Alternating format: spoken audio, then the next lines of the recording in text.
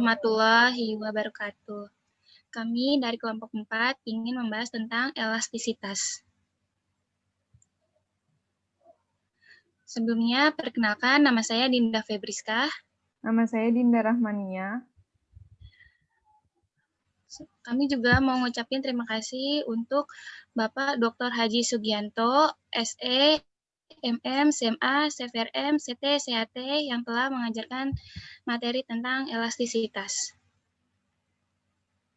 Bab ini berisi tentang beberapa materi sebagai berikut. Yang pertama, pengertian elastisitas. 2, jenis elastisitas. 3, jenis elastisitas jangka pendek versus elastisitas jangka panjang. Yang pertama, pengertian elastisitas. Elastisitas merupakan persentasi perubahan variabel dependen sebagai akibat perubahan variabel independen sebesar 1%.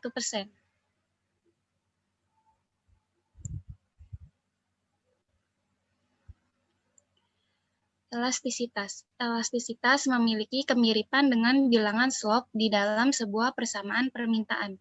Namun, slope tidak sama dengan elastisitas. Kelebihan elastisitas dari slope adalah terletak pada kebebasannya dari nilai.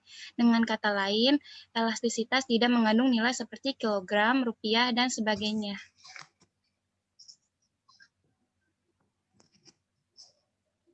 Yang kedua, jenis elastisitas. Elastisitas dalam perubahan ini dibedakan menjadi 4 jenis, yaitu elastisitas permintaan karena harga, elastisitas penawaran karena harga, elastisitas silang, dan elastisitas pendapatan. Elastisitas permintaan karena harga.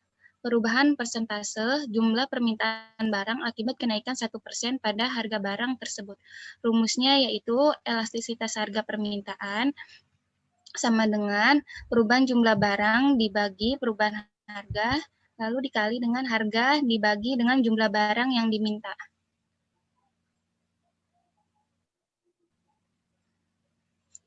Kriteria sifat elastisitas permintaan harga.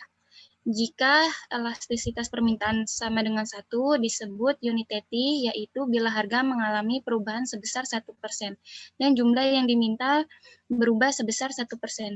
Jika elastisitas permintaan kurang dari 1, disebut inelastis, berarti harga mengalami perubahan sebesar 1% dan jumlah yang diminta berubah lebih kecil 1%.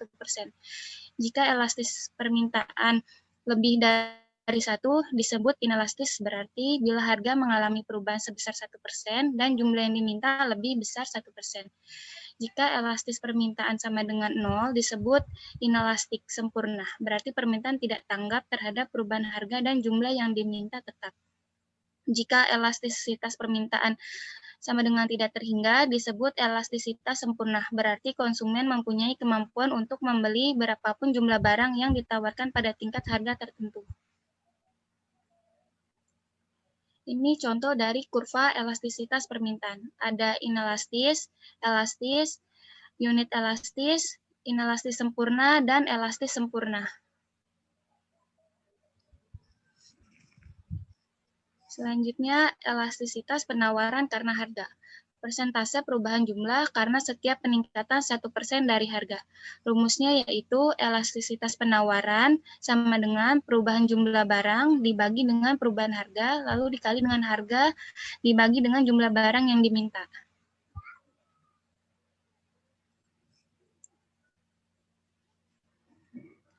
Kriteria tingkat elastisitas penawaran. Jika elastisitas penawaran sama dengan 0, disebut inelastis sempurna. Berarti bila harga jual per unit 1%, namun tidak mengakibatkan perubahan terhadap jumlah barang. Jika elastisitas penawaran kurang dari 1, disebut inelastis, berarti harga mengalami kenaikan sebesar 1% dan jumlah yang diminta berkurang sebesar 1%. Jika elastisitas penawaran lebih dari 1 disebut inelastis, berarti bila harga mengalami kenaikan sebesar 1% dan jumlah yang diminta bertambah sebesar 1%. Jika elastisitas penawaran sama dengan 1 disebut unitary, yaitu bila harga mengalami kenaikan besar 1% dan jumlah yang diminta bertambah sebesar 1%. Jika elastisitas penawaran sama dengan tidak terhingga, disebut elastisitas sempurna. Berarti berapapun jumlah barang yang ditawarkan, tidak memengaruhi jumlah barang yang ditawarkan. Ini contoh dari kurva elastisitas penawaran. Yang pertama ada unitary, inelastis, elastis, inelastis sempurna, dan elastis sempurna. Elastisitas silang. Elastisitas silang adalah mengukur respon presentasi perubahan jumlah barang yang diminta karena presentasi perubahan harga barang lain. Rumusnya itu persen perubahan jumlah barang dikali yang diminta dibagi persen perubahan harga barang Y.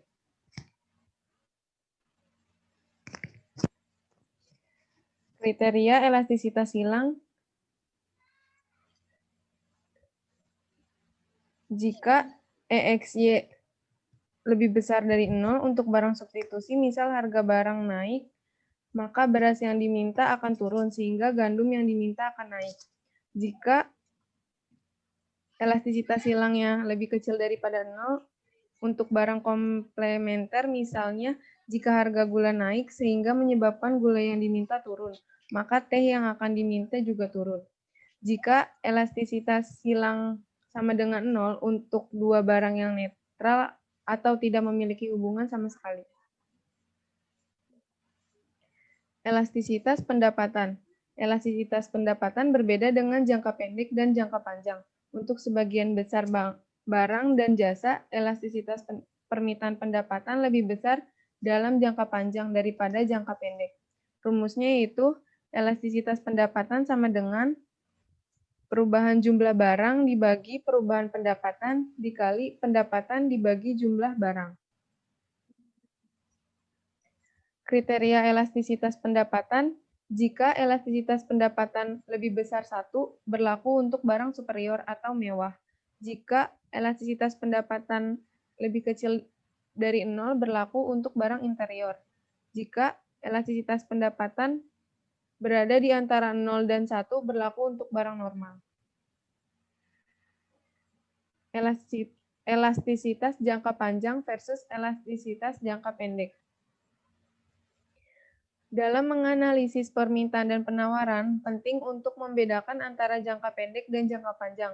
Sebelumnya kita harus tahu dulu tentang berapa banyak perubahan tersebut akan berlangsung sebelum mengukur perubahan jumlah permintaan atau penawaran. Sekian dari kelompok kami. Kurang lebihnya mohon maaf. Wassalamualaikum warahmatullahi wabarakatuh.